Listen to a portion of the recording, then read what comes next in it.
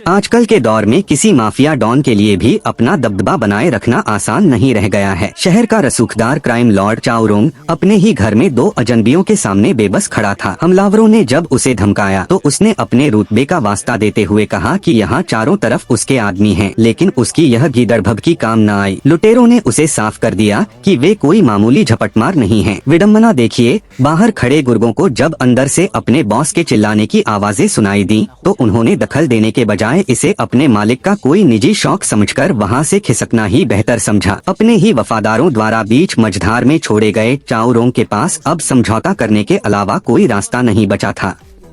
खुद को बचाने के लिए चाओ रोंग ने मेज पर रखी नकदी उनकी तरफ बढ़ा दी, लेकिन लुटेरों की भूख इससे शांत नहीं हुई।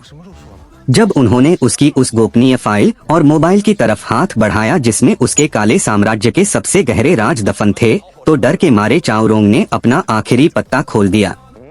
उसने डॉलर से भरा एक पूरा सूटकेस उनके हवाले कर दिया, सिर्फ इस शर्त पर कि वे उसका फोन छोड़ दें। लेकिन उन लुटेरों के कोई सिद्धांत नहीं थे। उन्होंने न केवल पैसा छीना बल्कि चाओ रोंग के सिर पर वार कर उसे वहीं ढेर कर दिया।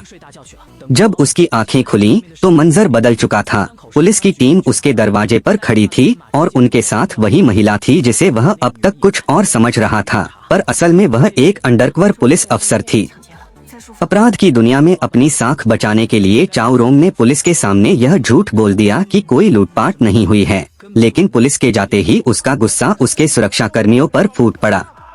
दूसरी तरफ पुलिस विभाग इस गुत्थी को सुलझाने में जुटा था कि वे दो नकाबपोश लुटेरे आखिर थे कौन, जिन्होंने पुलिस के ऑपरेशन के बीच में घुसकर $1 मिलियन और अहम सबूत उड़ा लिए। इस पूरे खेल का असली मास्टरमाइंड होंग अब सामने आ चुका था। हालांकि उसका एक कीमती बॉक्स चोरी हो गया था, लेकिन वह बेफिक्र था। उसे अपनी चाल पर भरोसा था। उसने हर सूटकेस के गुप्त खाने में एक ट्रैकिंग डिवाइस छिपा रखा था।